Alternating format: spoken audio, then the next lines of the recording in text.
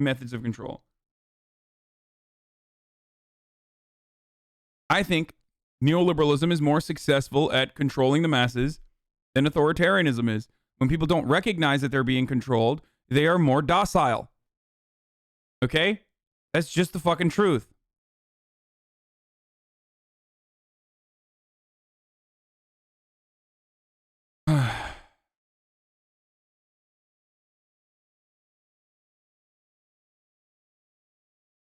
That doesn't mean I prefer neoliberalism as an economic theory. I'm just saying that neoliberal nations utilize a method of control that is more effective in making people feel like they are not being controlled aggressively.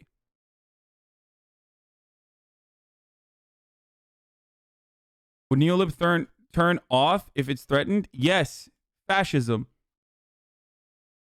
Western nations, when push comes to shove, will go back or revert back to fascism, a more authoritarian way of controlling the masses. Like literal fascism. It has happened in the past, and it's happening again. Why does that matter to you, how either makes people feel? What do you mean? It matters to me because... It matters to me because, look, no matter what happens, and I'm sorry, but no matter what happens, I believe that you're gonna have to control people. That's what the government does. Okay, I don't believe in like direct democracy in every fucking capacity. I think direct democracy in every single aspect of your life would ruin your life. It would be very fucking boring. I agree with Zizek on this one. Okay. Can you imagine having to vote for like every fucking monotonous thing? It would be horrifying. You would want to kill yourself, okay?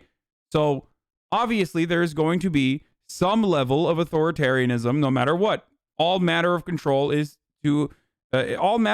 inevitably is authoritarian, but it's for the freedom that you can do other shit that you don't have to fucking literally focus on like monotonous bullshit like your local ordinance violations being voted on. You would literally have no other fucking time to do anything else. Okay? It's deeply oversimplifying anarchism. Stop. I'm just talking about, I'm not saying that that's what anarchists believe in. Just chill. Just, okay? So that would be ridiculous if you were to vote on virtually every single thing, right? You understand that would be ridiculous. Some things are better off handled by people that we delegate these tasks to. Okay? Now, having said that, I also personally believe that no matter what happens, it is great to want to achieve a society where everyone is well-versed in every other aspect of their lives and they can make decisions on their own and be autonomous. But I also recognize the reality that most people are not going to get there, not in the short term, and maybe not even in the long term. So, how do? You either have a government that literally fucking says, shut the fuck up, you can't talk about these sorts of things, we're going to control all the information that you are being fed, right? And we are authoritarian, and fuck you, we'll throw you in jail if you don't agree. Or you're going to have a government that doesn't say that and makes it seem like it's very free, while still making sure that every facet of information that is available to you is limited to whatever box of ideas that they find does not rock the boat or affect the status quo. Probably the best, I wonder if I can show you a video of this. Zizek describes this as the good, I guess, the authoritarian dad versus the neoliberal dad, right? If you want to go visit your grandparents, the authoritarian dad says, you're going to be fucking grounded if you don't go visit your grandmother and you don't fucking be nice to her. The neoliberal dad makes it seem as though you wanted to fucking visit your grandmother and describes to you why you should visit the grandmother and explains to you how you should do that, manufactures your consent to visiting your grandmother.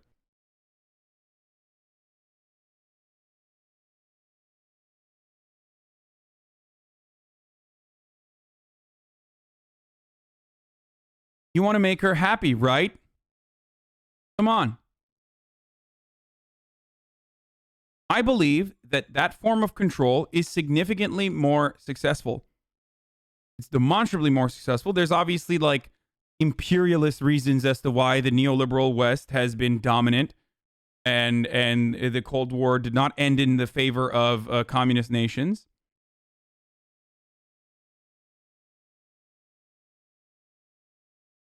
Some people would argue that the authoritarian version is more honest, and therefore they prefer it. As someone who has lived in a relatively authoritarian version of that, in comparison to the United States, I prefer the United States method. I prefer the Western method of control. Now, this does not pertain to the economic organization of society, though. I believe that we can change the economic, we need to change the economic organization of society by focusing on commodity production, okay? Gradually and going through a gradual transition or evolution, right? Forcing that by exhausting the state machinations as best as you can and engaging in direct action, okay? While also selling this idea to people as well. Focusing on just focusing on like a hardline approach that is that has been in some respects a demonstrable failure, even in the USSR and other nations that have tried similar authoritarian methods, is silly. It's silly. People want coffee beans, okay? People want 30 different brands of Oreos. That is a way more effective method of control than people recognizing that those 30 different brands of Oreos are coming from the 6 different subsidiary corporations or one government that creates a diversity of product, or no diversity of product exists in general.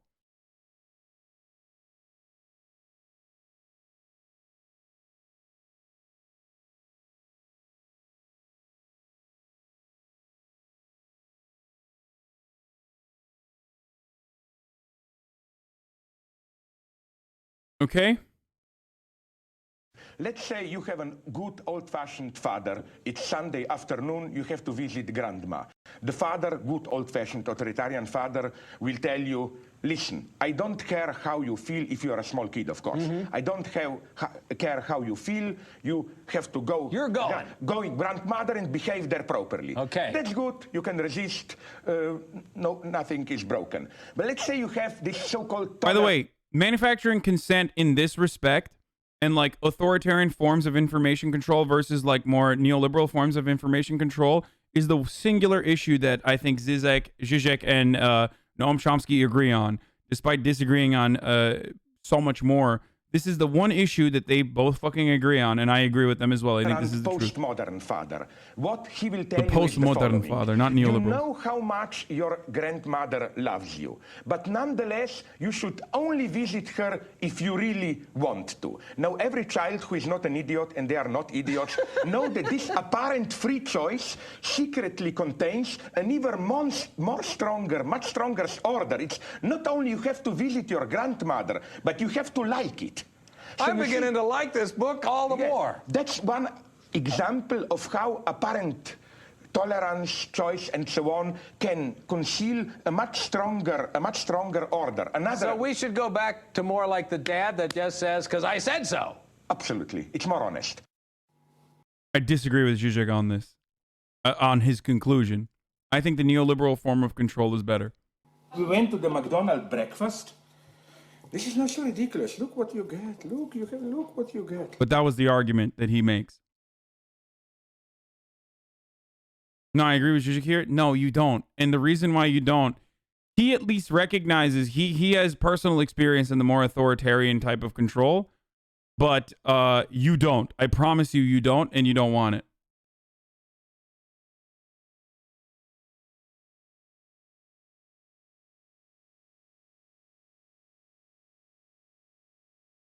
I thought he agreed with Chomsky. No, they agree on the 2 different forms of controlling information.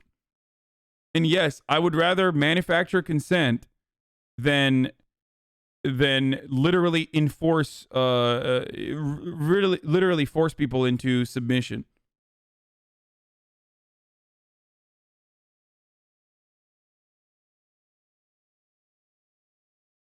His argument is that they're ultimately the same.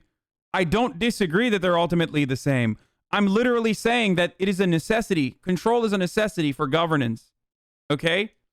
Control is a necessity for governance, and governance is a necessity for society to function. Therefore, I would rather hide that method of control, hide that control, and sell you the idea that you are making these choices on your own than fucking tell you, like, no, you're going to do this because this is the way the government is. That is my point of view. That is my position on which is a more successful method of control. Demonstrably, the illusion of choice is a better method of control than telling you have just one thing. Like, you can only do one thing. Is control or acceptance required for governance? Yes. Control is required for governance. Okay? All matter here, even from I'll try to think about this from a theoretical position, right? All laws and all regulation ultimately disenfranchises people. So what we do without recognizing it is we make choices on what that disenfranchisement is because it's acceptable, okay? Technically, laws around murder disenfranchise people that want to do murder. It is. That's what it is, okay? You're disenfranchising people that want to do murder. Sorry.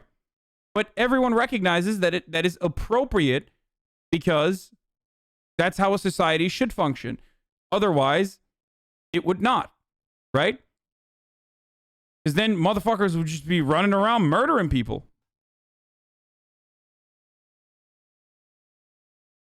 You get it?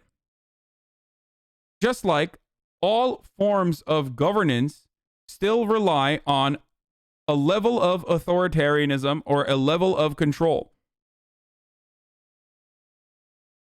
You got to make people do things that they don't want to fucking do because some people do not recognize that it is a necessity.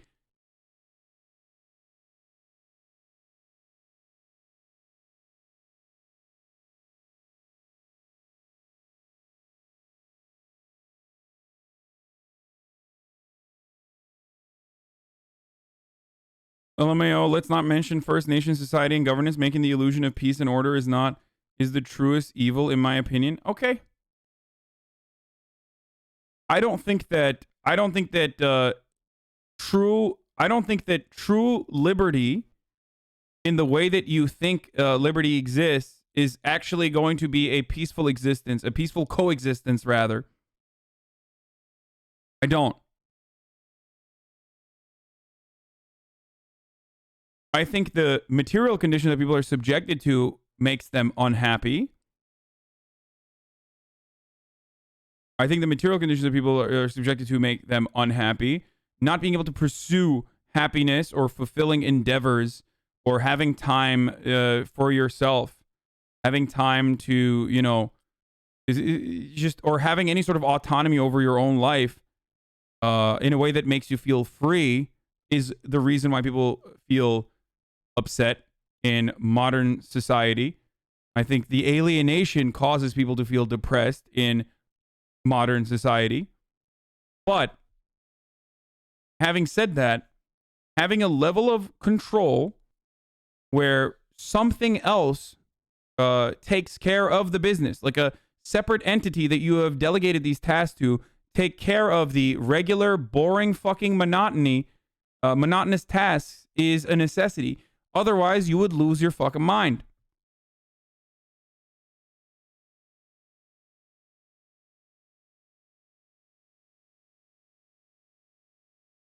Isn't saying without law there's no morality the exact same argument as without religion there's no morality, just from a neoliberal point of view? I'm not saying that people are going to devoid into chaos. The people are going to fucking turn into chaotic beings. Okay, I'm just describing to you what laws do. Yes, laws are an attempt to codify morality. I didn't bring up morality at all. But no matter what happens, you need to have rules and regulations. Otherwise, the self-interest that people have is going to make them do things that are going to harm others. You literally said people would be running around killing each other. Yes, in an altercation where you get angry, you could resort to fucking murder. And if there's no other like method of control there and you don't know that murder is bad, like you're not going to intrinsically know that fucking murder is bad. You still need to learn it.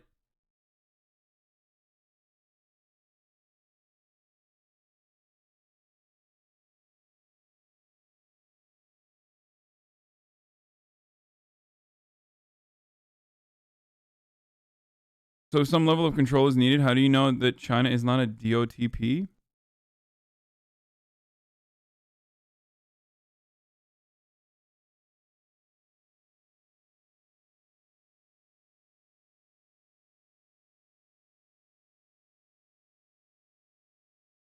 Look, I don't know about you, but if food and shelter are out of reach for me as a poor, then I'd at least like to live where the pigs don't harass me. Laws voted through direct democracy lead to the least amount of discrimination within the system, Azan? Yes. That's not what I'm talking about, though. Every part of... I'm not saying that direct democracy is bad, chatters. Okay? Clearly, I advocate for democracy.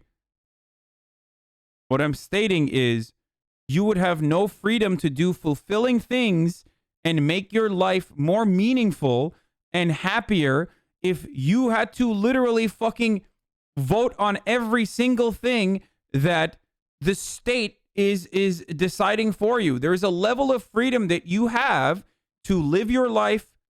There's a level of freedom that you get to live your life in the way that you want to when there is some method of control that is dealing with all the other shit, like a court system.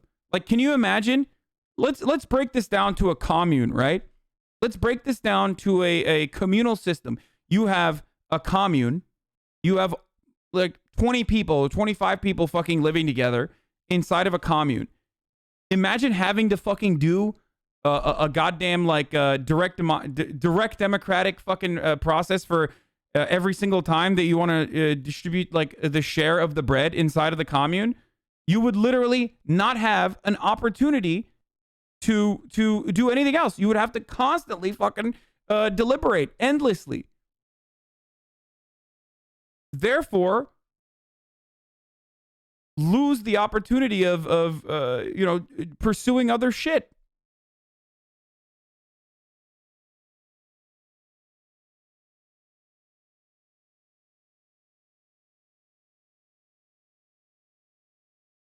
No, but for major legislation, it's important. Yeah, no shit. I wasn't saying that.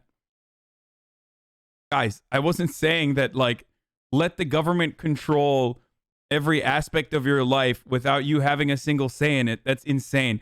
I don't believe in, like, what's the term? It's like the magnanimous, authoritarian, not magnanimous. What's the fuck? There's no shit. No. I just like there's a can't remember it now. Benevolent, yes, a benevolent dictator. Benevolent, not magnanimous. Benevolent. Thank you. Like I don't believe in a fucking benevolent dictator that's going to control everything.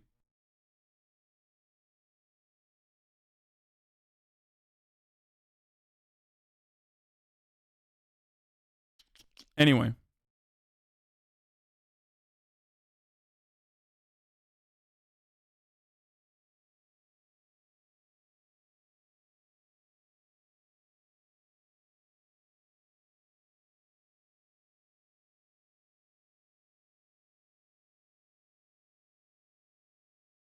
GTRP analogy describes it the best way. Imagine if every minute of no pixel was every single streamer voting on, debating on patch notes and updates for the server.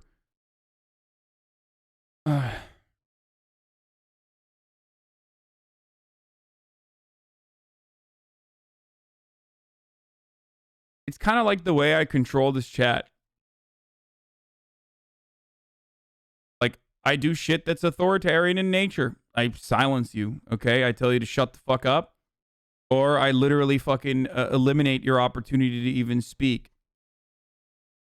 And I do it, ultimately, because I want to make sure that there is at least a sense of order in here.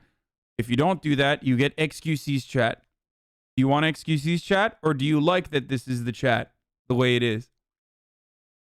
And as much as you guys shit on the mods, if they weren't here also operating this way, then you literally would have chaos in the chat all the goddamn time.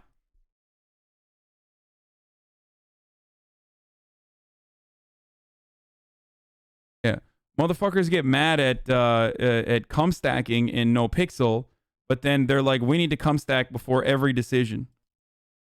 Okay. Do you think the same with cops? I have said time and time again that there is always in every fucking societal formation, there is always going to be need for a unit or an organization that polices or at least maintains the presence of law and order. Yes. Just, not the way that we have cops currently. In theory, police are supposed to protect and serve the interests of the public.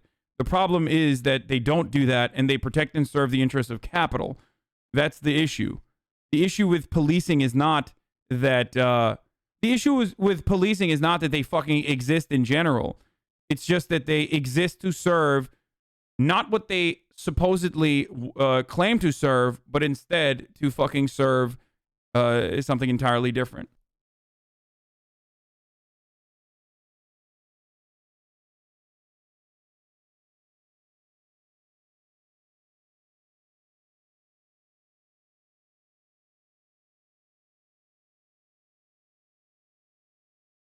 Like, because ultimately there is always going to be people who are self-serving, which is understandable, okay? Normal, and to a degree natural. So you have to work together to fight back against natural urges of that capacity, because self-serving interests are just as natural as collectivist action. It's just that under capitalism, we highlight individualism rather than collectivism and assume that everyone is just simply incredibly fucking individualist. Okay? But you still need you still absolutely need some form of control. That's why you guys all jerk off to fucking Sam Cedar destroying libertarians. Like, because it's really simple. You're like, okay, I'm gonna come and take your shit. How do you deal with it? You can't. On my way to come and take your shit, there's no roads anymore. How do you deal with it? You can't. There needs to be a court system. Even minarchists will recognize the need for a court system. So then how do you enforce the court system?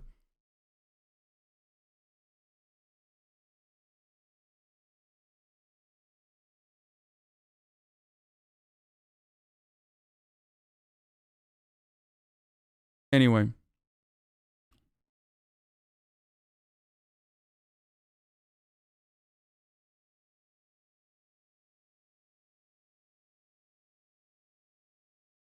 Don't you think your take is biased by the control you're also under in NA? What do you mean? I'm biased because this is my preference. I'm admitting to the method of control that I exist under, and I'm saying that I prefer that.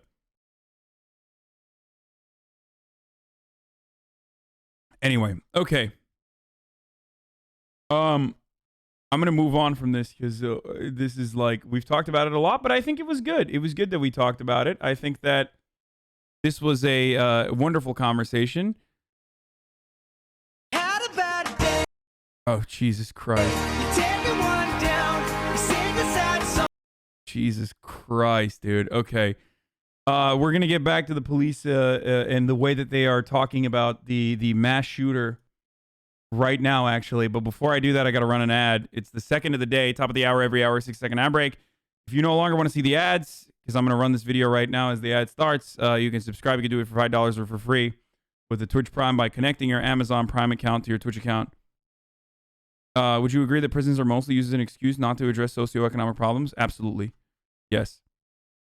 I dream of a future where prisons would be obsolete, but I also recognize that for the time being, there is a need for some way of rehabilitating people. I think that prisons as a concept should be completely fucking changed in its entirety, just like the police force.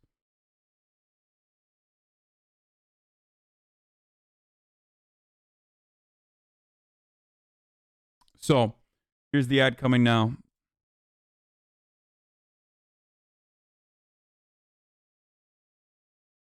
The latest.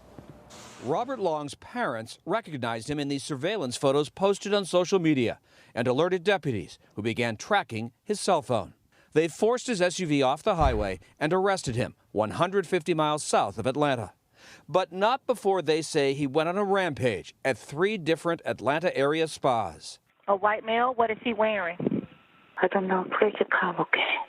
8 people were murdered in roughly 1 hour, 6 of them Asian women. This is still early, but he does claim that it was not racially motivated. Wait, are you fucking kidding me? One of the massage spas he went to was literally called Young Asians Massage? Young's Asian Massage. I wonder if there is like a racial motivation here. I mean, God, it's just gonna be really fucking hard to. It's gonna be really hard to fucking determine whether or not he assumed Asian people would be there at that massage parlor. Very, very interesting. Asian women. This is still early, but he does claim that it was not racially motivated. Officials said race did not appear to be behind the attacks. He apparently has an issue. Yeah, it's great also that, like, there is such little coverage on the victims themselves or people who survived the fucking shooting and what their point of view is on the matter. And we are literally only hearing about the dude and what, whether or not he was in the appropriate mental space at the time. And I talked about this already, where I said, like, being an incel and being anti-sex worker and being a reactionary or even a fucking white supremacist, white nationalist, racist goes hand in hand in a lot of circumstances. So this notion that, oh, he was just a sex addict, he was just like figuring out how to deal with his sex addiction is fucking ridiculous as a motivation. But what he considers a sex addiction and sees these locations as something that allows him to go to these places, and it's a temptation for him that he wanted to eliminate. The working theory is a sexual addiction issue rather than a racial profile. During our interviews, we asked that specific question, and that did not appear to be the motive. But activist and author Helen Zia said authorities are missing important context. Hypersexualization of Asian American women is part of the racism toward Asian Americans. And to say that sexual addiction is an excuse or a reason to go on a mass killing rampage is ridiculous. He's going to take the word of a mass shooter who happens to be white against the lived experience of the Asian American community. Zia also said Captain Jay Baker's description of the suspect's frame of mind was outrageous. And he was pretty much fed up and kind of at the end of his rope, and yesterday was a really bad day for him, and this is what he did. Wow. Poor guy. I mean, I really understand. I mean, I had a bad day the other day. I shot a bunch of babies. It's not a big deal, you know. Everybody has a bad day every now and then, you know. Sometimes you get fed up and you just, you know, your wife Brenda is cheating on you, and then you take it out on a 14-year-old black kid who's skateboarding away from you. You know, I'm a cop, so I know what it's like to have a bad day, of course. So, you know, I totally understand taking your agitations out on minorities. Couldn't believe that. He was just having, what do the kids call it? A heated gamer moment, you know? A police captain was recounting the bad day that the killer had without a shred of empathy for the really bad day that the 8 victims and their families had, the incredible grief that the whole community is going through. And this is the kind of... This cop made COVID-19 ship from China shirts? Yeah, I saw that. It's fucking great. Like a great way to deal with this. Great way to deal with this is like when I have a bad day, what do? I turn off the stream, maybe go furiously masturbate, you know what I mean? Take a fucking nap. He had a bad day. What are you going to do about it? That makes people question law enforcement and whether they are really there for the people that they're supposed to be protecting. And Mark joins us now with more from Georgia. So it is wild to me. Like, it is literally wild to me that a guy went into massage parlors. One of them literally is like Young's Asian Massage, okay? Killed 8 people, and the majority of them were Asian, his victims. But he basically said he was just having a bad day and he has a sex addiction. So I guess we're just going to go with that narrative. Like, it's just a coincidence otherwise. Also, he said he loves dumplings, so he can't, and he was driving a Hyundai, so, I mean, he's obviously not racist. Come on. It's obviously not a hate crime. Like, I just don't understand how this is the narrative now. Like, just do some investigation, please, for fuck's sake. I mean, there's a Korean newspaper that was talking about how one of the victims that survived said that he was literally trying to fucking target Asians directly. I don't know if that quote has legitimacy or not, but, like, the least you could do is fucking investigate. You know what I mean? Like, holy shit. Mark, Baker is also facing criticism for a Facebook post he made last year. Tell us more about that. What did he do? He had a post on his personal Facebook that showed some T-shirts. They were anti-Asian T-shirts that said, COVID-19 virus imported from China. Sort of feeling that. Yeah, I mean, good thing the cop is not having a bad day, you know what I'm saying? Well, maybe he's having a bad day now. Oh, guys, look out. Be on the lookout for a bald thumb on the loose, okay? Might be having a bad day tomorrow. Fucking that guy. Same sentiment that former President Trump. Yeah. You know, here's when you're not having a bad day, okay? When you fucking get in your car, put on the goddamn seatbelt, drive to the first fucking Asian massage parlor, and execute a bunch of people, get back in your car and drive away to go to the next one. How are you having a fucking bad day in that situation? Like, what's going on? No, you're fucking psycho.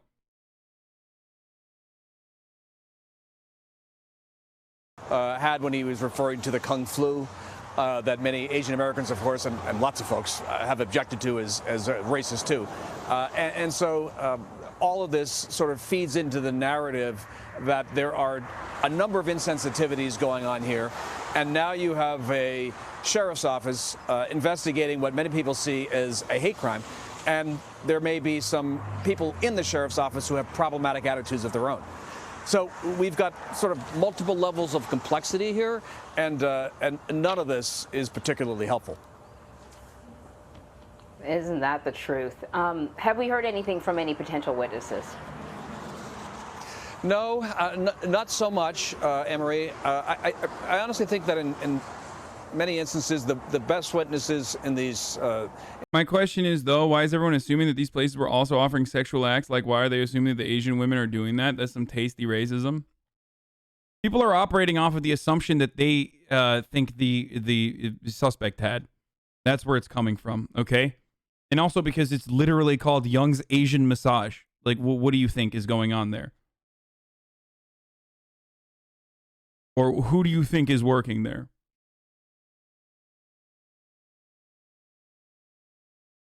The difference is looking at that and assuming that it's okay to do that versus looking at that and saying, oh no, the reason why people are so easily fucking looking at this and dehumanizing the victims is because they are immigrants from a lower socioeconomic background and also because they're sex workers, likely.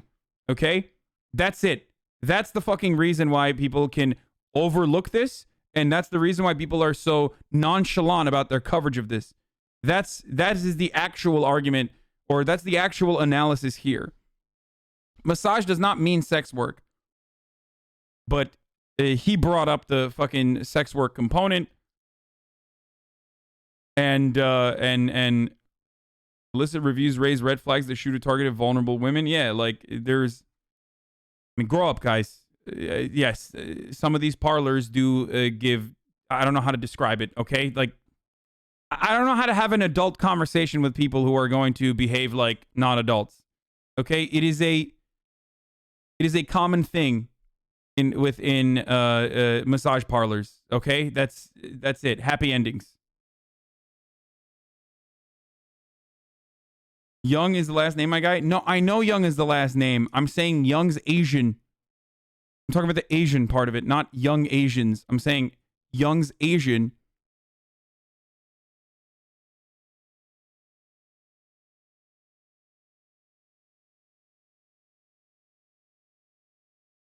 I think people think that you were saying you think sex work was happening there. I mean, there's a likelihood that sex work was happening there.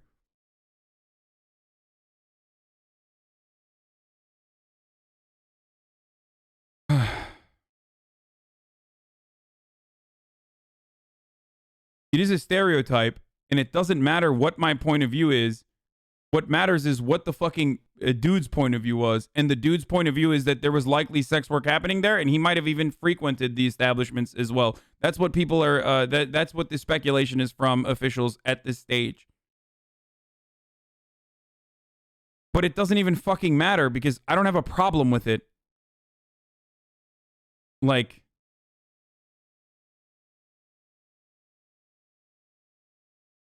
I don't know why you are, I don't know why you think that this is a illicit reviews are about the quality of the sex work being performed. Of course it was happening there.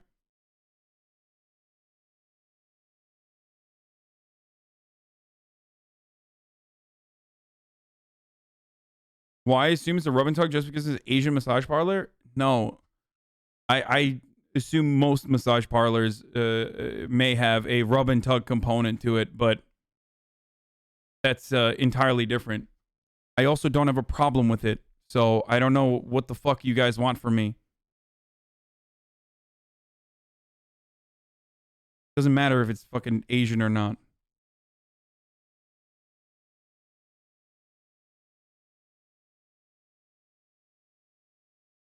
Anyway.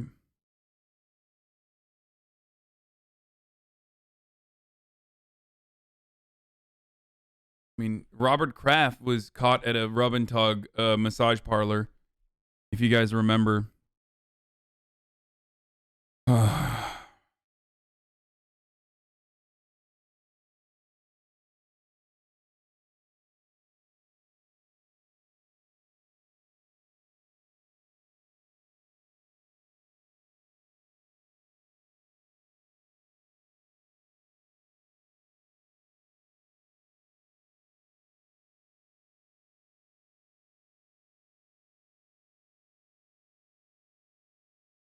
Anyway, let's keep going.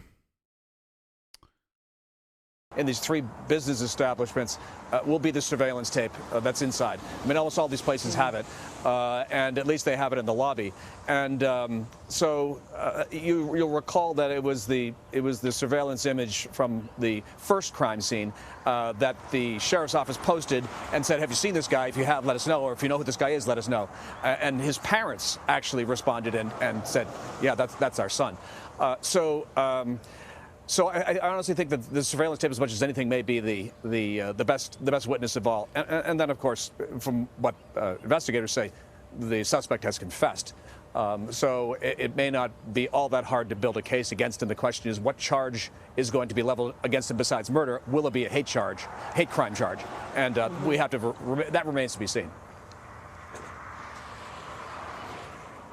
So, Mark, what more can you tell us about the victims? I note that in your evening news piece last night, you had some details on a newlywed, which was horrific. But what more do you know about some of the others? Well, let me talk about the newlywed just for a second, Vlad, because this is a sort of a striking moment, too. So her name was, she's 33 years old. Delaney Ann Gonzalez was in here. As a customer, she was killed. In another room was her husband. They've been married less than a year. He was also a customer here. He was in a room with a locked door. He survived. But I mean, this woman who is his wife who was killed, they have an 8-month-old daughter. So it's one of the many tragedies here. There are at least, of the 6 Asian women who were murdered, 4 of them are Korean. That was confirmed by the South Korean Foreign Ministry. The owner of this particular business was 49 years old. She was killed. So we're starting now to sort of piece together some of these folks and what their backstories are, and just the mindlessness and senselessness and tragedy of the whole thing, of course, is. What's the problem with cops saying he had a bad day? Don't you think that's like? Don't you feel like that's a little fucking silly to talk about a dude who mass murdered 8 people? Like, what? He had a bad day. Yeah, dude. Hey, sorry, I committed a fucking war crime. I was just having a bad day, dude.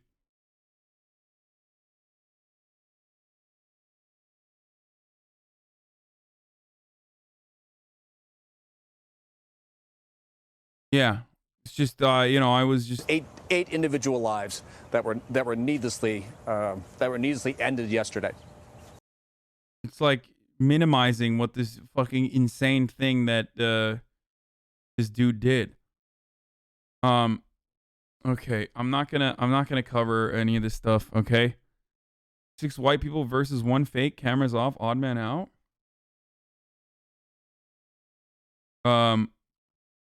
Wait, who has the? Oh, here he did. 9mm gun, considering his reportedly mental illness. I'm not sure about any mental illness. All we do know is that he did purchase the gun the day of the incident. Yeah, premeditated murder, mass murder of 8 individuals after, just purchasing a gun and doing a premeditated murder of 8 individuals in a very targeted way too. It's just bad day.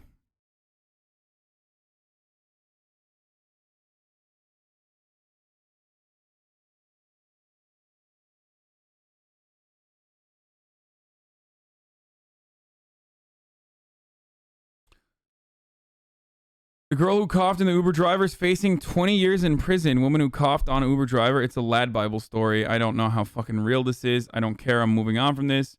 I'm going to quickly go over this as well. Joseph Robinette Biden, a video of President Biden answering a few questions from reporters, has set into motion an explosion of old or existing conspiracy theories ranging from green screen video to CGI to Biden isn't real and Biden is dead to Biden body double. Here's the video, boys. Let's take a look.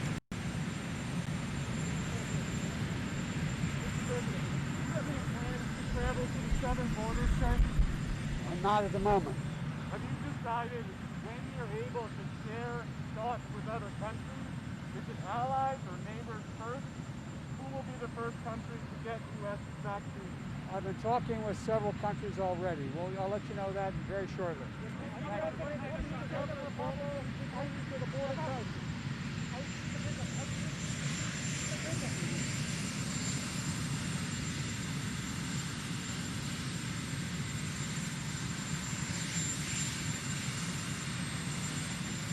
It'd be really funny if that was Biden. You know what I mean? The camera turns around and it's literally Biden right there.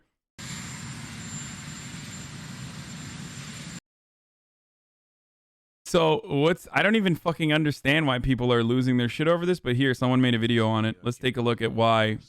2021 show evidence of being composited with green screen or similar technology.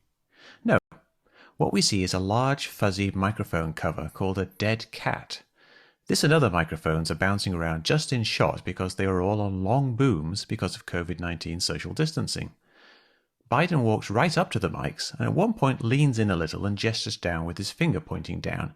His hand now looks... Oh, that's why people are saying it's green looks screen. Like it's in front of the microphone. Because it is. But because the microphone's so big, it looks like that should be in front of him, so people shout green screen. But it's not. I recreated this in my backyard. Setting up a dummy dead cat on a stand, I walked up and did similar movements with similar results. It's just an illusion. Well, that's green screen through, brother. You motherfucker, are you doing green screen to defend green screen, baby? Fuck you. Snow is fake too. What's next? You're going to tell me snow in Texas is real? Yeah, get Get wrecked, libtards. Believing in real snow when we all know it's fucking fake. Hey, fuck you. Sick and tired of this. Green screen George Orwin. And lots of people pee. fell for it. It does look weird, but once you understand what's going on, it's pretty obvious. As usual, the illusion is magnified by poor quality video. Dead cats have very fuzzy edges, so are very hard to compress in video, losing lots of detail. But there's also lots of AP photos of the moment showing he was actually there. And that's really all there is to it. There's actually two shots of this event, and you'd think having two shots would clear things up, but it actually makes people a little bit more confused. Now you can see in this shot here, we've got one shot from one side and one shot from the other side, and we can see that Biden's hand is in between these two microphones. So in this video on the right, the grey, larger microphone appears behind his hand, and in this video on the left, the black microphone appears like it's behind his hand. But this is a little bit confusing because if we go back to the start of this video, you will see that on this video, now the video that the microphone that you thought was over here is in fact behind his hand. But what's actually happening is actually behind his hand. And you can see this is happening if you just step through things very smoothly and watch the underneath of Biden's hand in this video. You will see the microphone. Microphones are fake. I don't understand. I mean, I'm not even next to you, but you can hear my voice. I don't get it. Someone describe this to me. What is the science behind it? The only thing I know is a bean can that you empty out after eating with your boys, put a little hole in it, and then a string that is attached to the butt side of the bean can that is connected to another bean can. That's the only way I know how to communicate. Microphones are fake, brother. Phone bump into it and it moves out his pinky a little bit. You see his pinky's tucked in under his fingers. But you'll see the microphone actually bumps into his hand. And there it is. Bumping into his hand. And then the boom operator obviously doesn't want to be bumping the president with his microphone, so he kind of moves it back a little bit. And after that, now we just have Biden's hand in between the two microphones. So right up here, you see this is behind him. And is my microphone even real? Do you know, brother? How am I talking to you? This video down below, you will see that the black microphone is now behind him because his hand is in between the two microphones. And that's all that's going on there. Like, what's the purpose of having a fake Biden? Oh, because they think that, like, he's dead or something, I assume. I don't even care about the Fauci, Rand Paul, dust up. He fucking cares. Joe Biden is fake. We already know that. Are you familiar with this guy, Mick West? He's awesome. He worked on the original Tony Hawk game and has a conspiracy podcast where he talks to people who believe in these kinds of conspiracies.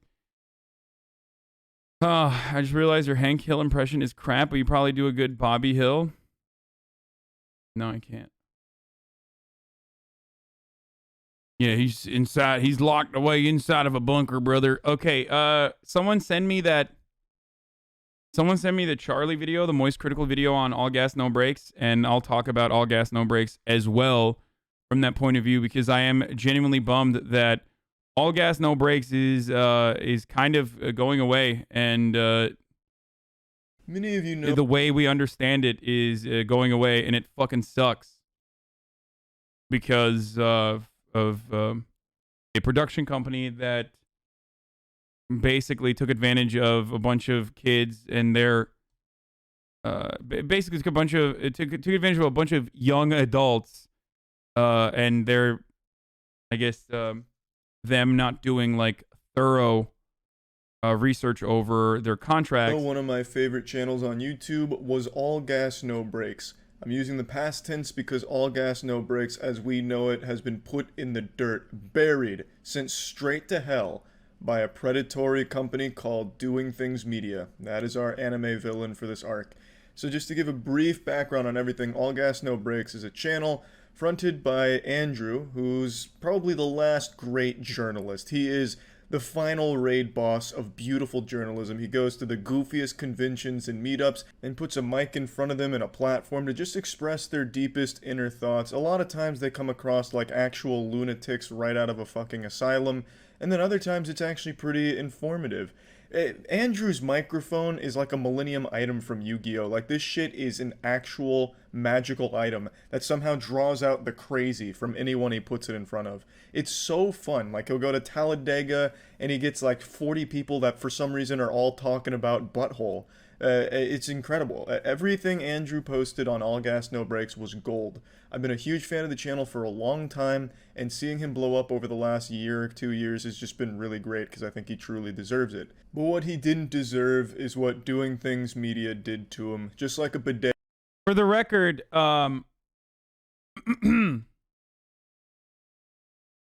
Doing Things Media was also relevant in the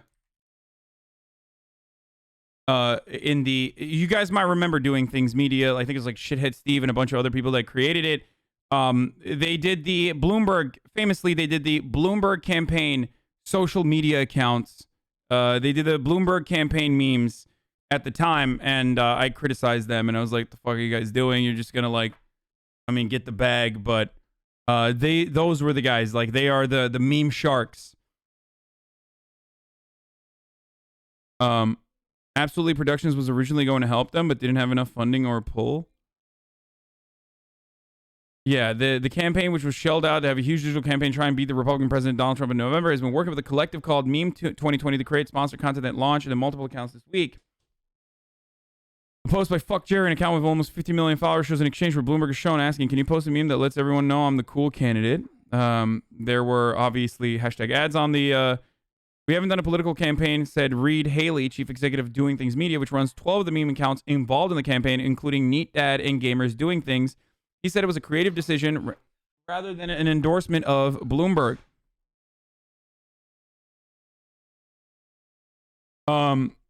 The absolutely deal that Andrew has is still in effect. The problem is... Oh, Tim Heidecker responded to this? Oh, okay, good. It's got nothing to do with us. It's between Andrew and Doing Things Media. We're working with Andrew on something major. Yes, Andrew is still doing a bunch of really fucking cool and creative projects. Okay? So don't worry about that. He's still going to pump out some fucking awesome shit. It's just that the branding around All Gas No Brakes and the YouTube account, including literally the fucking Patreon, which is insane, has basically been seized. So if you're still a subscriber to the All Gas No Brakes Patreon, I'm just letting you know that you are no longer giving your money to Andrew and the boys. You are instead giving it to whatever the fucking All Gas No Brakes company that owns All Gas No Brakes, which would be the Doing Things Media. Functionally, that's where your money is going towards, which is ridiculous. I mean, that's absolutely fucking insane. And if you want to support Andrew, you should unsubscribe from all the All Gas No Brakes shit. Let's be real. Like,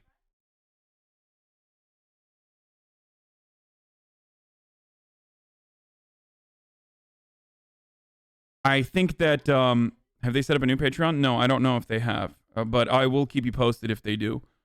But imagine fucking imagine developing a brand like and starting off with like a personal experience that you have, developing a brand, doing awesome and incredibly entertaining content, having a dedicated, loyal following that wants to give you money so you can make more of it, signing up with another production company with the hopes that they can increase your production budget and help you out, and then they turn around and they're like, you're not making enough for us, we're just gonna seize all of your shit. So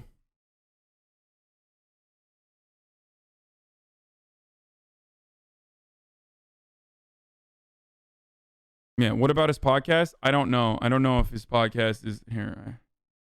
I can figure it out and let you know.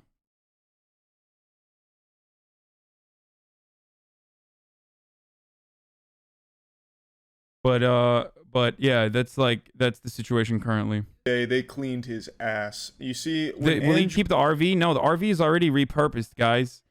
By the way, he literally signed with Doing Things Media because he wanted to get the RV so he could fucking make more content. So Andrew was just a young man, a brand new Boy Scout to the internet. Doing Things Media gave him an RV and $4,000, and from that point forward tried to control his entire fucking life, like the puppet master pulling his strings. They wanted their dick into every single one of Andrew's holes. And recently Andrew made a post on Instagram saying that he no longer makes any money from All Gas No Breaks or the Patreon, so he has really no affiliation with either of those anymore, as those both seem to be controlled by Doing Things Media. This means something must have gone awry with the deal that the two had, and Doing Things Media has completely locked him out of the empire he built. Now, if I had to hop in the mystery machine, eat some Scooby snacks, and take a guess at what went wrong with the contract, I would wager that Doing Things Media was taking an absurdly high percentage like a lot of these companies used to do, like Machinima and shit. And as Andrew continued to grow, he became less comfortable with the massive percentage they were cutting. Thank you, Colossal Sunrise, for the 23. They were taking from his cut. So he probably wanted to renegotiate the contract, to which Doing Things Media pissed their pants, flipped over a desk, and kicked Andrew out of the office, spitting and cursing his name, which leaves us in the situation we're at now. I went over and showed a lot about this on stream the other night, so I'm just going to play those clips, and then after that, I'm going to go a little bit more in detail. All Gas No Breaks. As many of you know, that was like one of my favorite channels on YouTube. I don't know how many of you know this, but... Oh god, it's Reactception, motherfucker. The thing is, like, a lot of young content creators get locked into ridiculously predatory contracts, and Doing Things Media should know better. They are themselves fucking meme accounts that blew the fuck up and decided to get together and you know, create these fucking create this what do you call it? This collective, I guess, or this corporation that is even working with, that's even working alongside the likes of Michael Bloomberg, as I said. So for them to turn around and like lock someone into full ownership of like the entirety of their IP for a fucking RV is ridiculous. For them to try to cash on it without any sort of scrutiny is also ridiculous. It's really fucked. Absolutely fucked. Breeds innovation, by the way. Yeah. Companies do this with startups all the time. Yeah, this is part of what VCs do, but you just don't expect it to be in, you just don't expect it to happen in the content space like this. All Gas No Breaks is dead. Oh, Jesus. Andrew, the guy, is not dead. I mean the channel. Sorry. The channel is dead. So, definitely phrased that poorly. The channel is dead. What happened is the deal between Andrew and the parent, Doing Things Media, has led to him being thrown off of this channel and the Patreon. So he no longer makes any money from All Gas No Breaks channel or the Patreon because Doing Things Media is a predatory piece of shit. Yeah. So All Gas No Breaks, the channel, is gone. I'm sure they're going to try and move on without Andrew, considering that's all they have. Doing Things Media is truly fucking horrendous. Look at what they own. Literally all they have is Instagram meme pages that steal other people's memes. And then for some reason they also had All Gas No Breaks. It's so fucking sad. They really took advantage of it, Andrew. They really fucking did. I was reading about it the other day. And then, what's his Instagram? Yeah, he talks about it in this. I hate Instagram. Man, Instagram fucking sucks. But yeah, he made a post kind of detailing what's going on. Again, pretty much what I just said. Doing Things Media fucked him in the ass raw. He seems like a really good guy too. Definitely didn't deserve it. He built that shit from the ground up. Doing Things Media did nothing for him. Well, I mean, they gave him the RV. It's not even, by the way, it's not even just Andrew, it's Nick and Evan as well that are gone. So they literally, like, they basically fired and